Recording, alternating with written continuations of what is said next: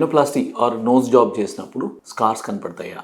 అంటే మనం రైనోప్లాస్టీ చేసినప్పుడు షేప్ చేంజ్ చేసినప్పుడు డైరెక్ట్గా ముక్కు మీద లైన్ ఇస్తామా, స్కార్ కట్ చేసేస్తామా?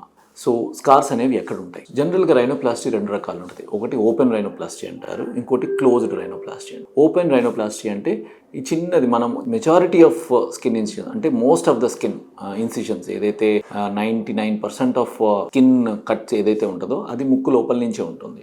ఒక కాలుమెల్లా అంటే నెసల్ ఈ చిన్న టిప్ ఉంటుంది ఇక్కడ ఈ ఏరియాలో. ఆ కాలుమెల్లా మీద ఒక చిన్న ఇన్సిషన్ ఉంటుందన్నమాట. అది కంప్లీట్ చేయడానికి రెండు నాస్ట్రిల్స్ కనెక్ట్ చేయడానికి ఆ చిన్న ఇన్సిషన్ ఉంటుంది. అది ఒక్కటే ఓపెన్ రైనోప్లాస్టీలో బయటకు కనపడుతుంది. మిగతాదంతా ముక్కు లోపల నుంచి ఇన్సిషన్ తీసుకొని ఆ స్కిన్ మొత్తం పైకి లేపుతామన్నమాట. సో ఇది ఓపెన్ రైనోప్లాస్టీ అంటారు.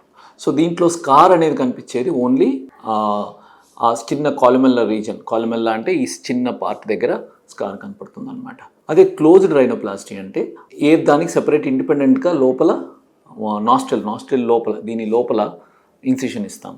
సో ఇన్సిషన్ ఇచ్చి ఆ లోపల ఉన్న స్కెల్టన్ని మాడిఫై చేస్తాం అనమాట. సో ఇలా రెండు రకాల రైనోప్లాస్టీస్ వాడతాము.